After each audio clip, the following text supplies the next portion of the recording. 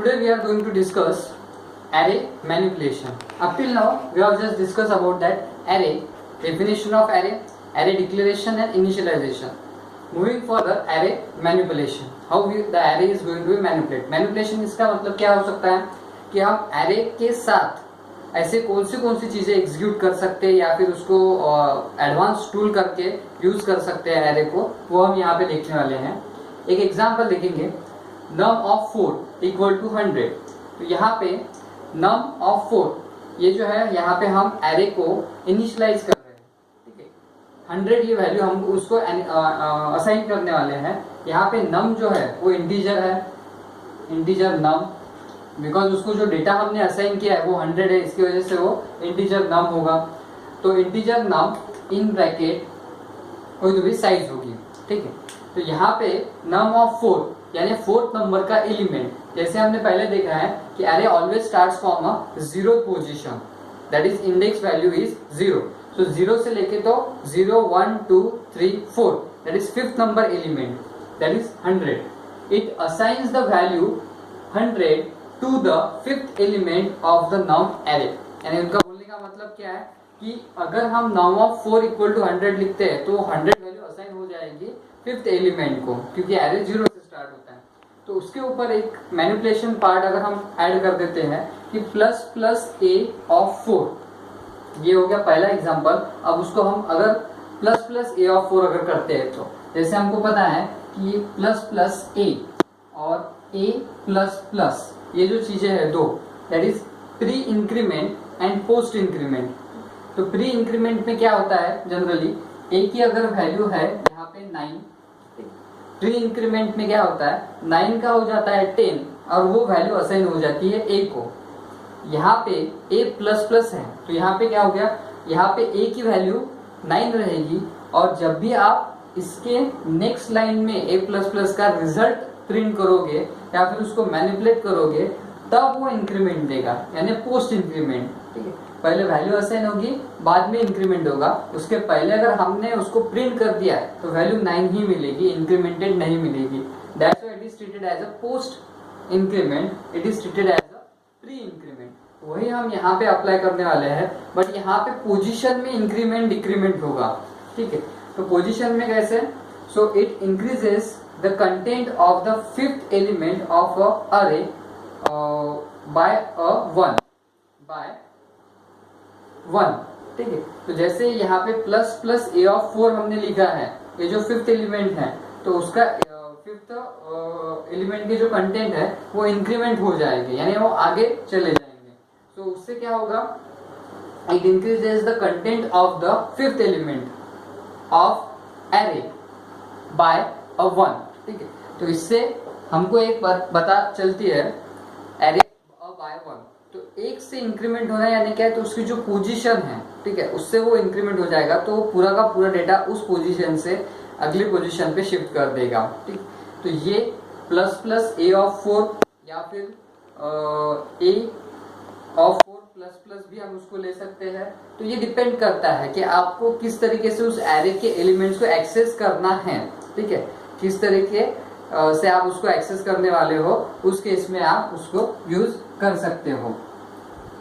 यहाँ पे एक चीज बताने की रहेगी थी हमारी कि प्लस प्लस ए ऑफ 4 यानी 4 क्या है तो उसकी साइज है, बट साइज के पहले हम उसको ये देखेंगे कि उस पर्टिकुलर लोकेशन पे ए ऑफ 4 यानी क्या, तो 0 1 2 3 4 ये लोकेशन पे जाके वो जो एरे ए है उसको वो 1 से इंक्रीमेंट कर देगा. मैंने ए मिटा दिया था इसके पहले, तो वो ए जो है वो एरे का ए है. जैसे उसको अगर हम यहाँ पे यूज करेंगे कि नम प्लस प्लस, यहाँ पे क्या आ जाएगा num, it increases the content of the 5th element of array num by 1 element. ठीक है, तो एलिमेंट जो है वो इंक्रीमेंट हो जाएगा. तो ये यहाँ पे एरे मैनिपुलेशन है. इसमें कुछ और भी पार्ट्स रहेंगे, वो जब भी प्रोग्राम में आएंगे तो उस हिसाब से हम उसको डिस्कस करने वाले हैं. इसके बाद हम देखने वाले हैं टाइप्स ऑफ एरे. तो जैसे हमने इसके पहले देखा है कि various types of data types भी रहते हैं, वेरियस टाइप्स ऑफ ऑपरेटर्स भी रहते हैं, उसी प्रकार से एरे की भी टाइप्स है। तो टाइप्स ऑफ एरे में आता है सबसे पहले वन डायमेंशनल एरे, उसके बाद आता है टू डायमेंशनल एरे, और उसके बाद आता है मल्टी डायमेंशन।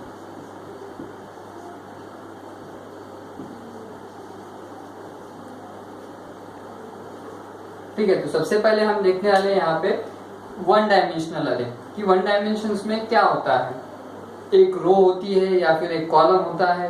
टू डायमेंशंस में क्या होता है, थ्री डायमेंशंस में या फिर मल्टी डायमेंशंस में क्या होने वाला है, तो वो हम अभी देखने वाले हैं। सो वन डायमेंशनल अरे दैट वी विल हैव, एक छोटी सी उसकी डेफिनेशन हम सबसे पहले देखेंगे कि वन डायमेंशनल अरे क्या होता है।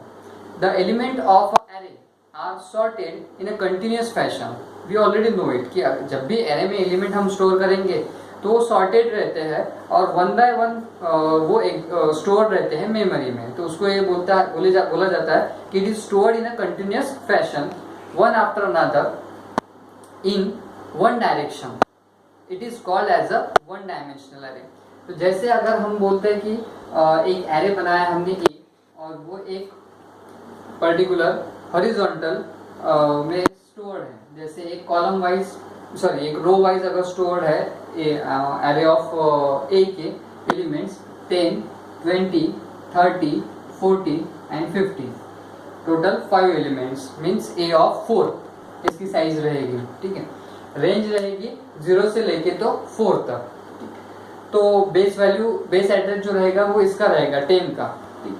तो यहाँ पे ये जो आपने मैनिपुलेट करके बताया है, इसको जो रिप्रेजेंट किया है हमने, इसको हम वन डायमेंशनल बोल सकते हैं, क्योंकि डेफिनेशन बोल रही है कि in one direction the element of a array are stored in a continuous fashion one after another in one direction. It is called as a one dimensional array. यहाँ पे अब ये रो वाइज अगर है तो वो भी रह सकते हैं, या फिर हम उसको कॉलम वाइज अगर कंसिडर करेंगे तो भी आप उसको वन डायमेंशनल एरे कंसिडर कर सकते हो। ठीक, after that the size of the array elements depend on the data type. जैसे अगर मैं बोलता हूँ ए ऑफ 1, तो ये 1 क्या है, ये इस एरे की साइज है, बट ए का जो डेटा टाइप है वो है इंटीजर। तो ये जो 1 एलिमेंट है वो इंटीजर डेटा टाइप के हिसाब से मेमोरी एक्वायर करेगा। तो एक सिंगल वेरिएबल जब मैं लिखता हूँ इंटीजर है तो वो लेने वाला है 2 बाइट। तो यहाँ पे भी ए ऑफ 1 है तो वो भी एरे में क्या लेगा, 2 बाइट लेगा। मैं अगर यहाँ पे 10 कर देता हूँ, ठीक है, तो 2 into 10 that is 20 byte memory वो रिक्वायर्ड रहेगी। तो वो स्टेटमेंट बोल रहा है the size of array elements depend on the data type of array. जो भी डेटा टाइप रहेगा उसके ऊपर डिपेंड करेगा।